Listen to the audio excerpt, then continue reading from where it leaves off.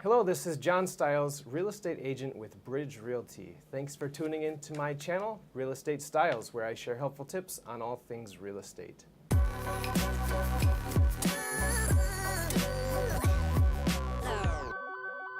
Today I am here with Hendry Grant from Prairie Capital. And Hendry, thank you so much for coming in today.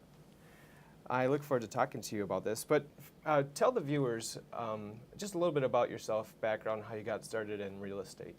Sure, thanks, John. It's actually great to be here. And I started my real estate career in 1984 by buying a duplex, which I lived in and then rented the other half. And then it turned out in 1985 somebody asked me for funding on a real estate deal. So 1985 I did my first hard money loan. Since then, I bought hundreds of properties to hold or rehab or resell, and probably done equally as many, a couple hundred loans, either ones that I funded originally for a new loan or whether we bought loans from existing lenders and then did some collection activity on them. So I work predominantly in the Twin Cities, always in Minnesota. I've not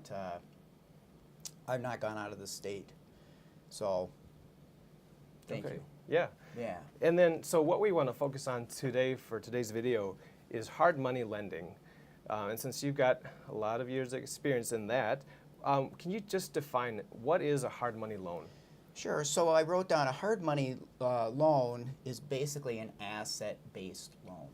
So a hard money lender like myself, we're looking at the property, the real estate, whether it be one property or a number of properties at the same time, and we lend money based on the equity in those properties. So we liquidate some of your equity to give you some additional liquidity for whatever purpose. Okay.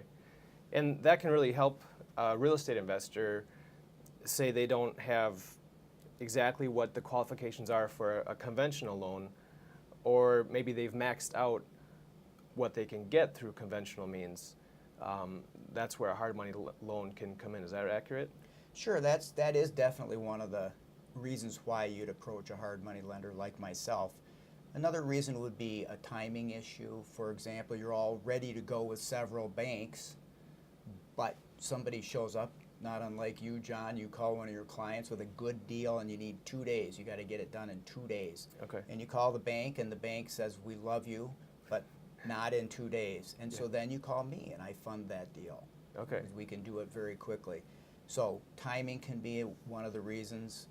Capacity can be another reason. And there could be condition issues where the bank just doesn't want to do it, and then that would free up cash. We would provide cash to get you to that where you could put a loan on that property. Okay. Sure. And are there specific things that a hard money loan can be used for or not used for? Well, so what would be the use of funds? If with sufficient equity and you want to free up some cash, it's up to you what you use it for. If it's a rehab project and there may be some equity issues and we would do draws with a title company and that kind of thing, then you would be restricted. But if there's enough equity, typically it's for whatever purposes you want it. Okay. And are these hard money loans more expensive than conventional loans, or what are the typical terms that you would expect? Sure, and when you asked that question in preparation, I did a little thinking back on what I've seen, and I've seen anything from where the lender would want to be a partner, a 50-50 partner and a profit split, to somebody might find a family, friend, or relative, and it might be a couple of percent with no points up front. So anything in between. I think typically what you're going to find is 4 to 5% up front as a fee, which are commonly referred to as points, Okay. and often 14 or 15% ongoing monthly interest. Okay. So yeah, another name for the points might be origination fee. Is that accurate? Yeah. Okay. Yeah, and just to compare that to like a conventional loan these days, a lot of times you're seeing like 1% origination fee and maybe 5%, give or take, for a conventional interest rate. But of course, the drawback on those is they might not have the funds available as quickly or be open to the type of projects that you would be open to. Is that? That's exactly right. So one option that a bunch of my customers take advantage of is they'll go get the initial funding from the bank at the 5 or 6 in one point. Okay. And then they come to me for additional funds Okay. in a second lien position, a second mortgage, an equity loan. There's different names for that. So then my funds are more expensive, the bank funds are cheaper, but when those are blended, you average out the cost of money, it ends up being cheaper than a normal hard money lender. So that can be a way to leverage that bank and leverage the hard money to get a better result overall. Okay. Great. Well, let's step away from the hard money loan for just a moment and talk about today's market. As you know, well, we're recording this in 2017, middle of the year, and it's a very strong very strong seller's market. Which one are we in? And but from a lending perspective and from an investor's perspective, how do you see the market? Sure. So, you know, my customers and just my general research in terms of what active people are seeing in the marketplace right now, it does seem to be a little harder than it has been to find a, quote, good deal. I would say that if you're starting out, I think it's important to take action and do the work it takes to find a deal that makes sense. So we'll talk in a minute about what is a good deal. But I think taking action is important. I think that overall in the general economy, things are strong, things seem to be pretty stable, which doesn't, as you say, seller's market, so it doesn't mean that the sellers need to sell typically so that they can command a higher price. But at the same time, if you're willing to do a little extra work and dig a little harder, there are deals, and my customers are finding them. Okay. How would you, when you look at a deal, how do you tell if it is a good deal or not? Well, I think one of the first things to look at is if you buy the deal and you know right away that you could have several other people buy it from you and you could still put some money in your pocket, it's a pretty good sign that it's a good deal.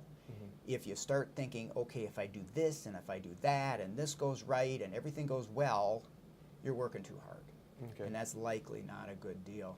I think this is a nice segue into working with a good, solid, investor-focused real estate agent, not unlike our friend John Stiles here, where they're going to tell you the truth about what the pricing is. Some realtors, they just want a commission. Guys like John have done projects, they've had success with investments, and they want to continue that relationship with you, so they get you a good deal, they get the listing on the back end, then you do another one. So this is an ongoing relationship, and that's the kind of agent you need to make sure that they put you in a good deal if you aren't sourcing your own deals.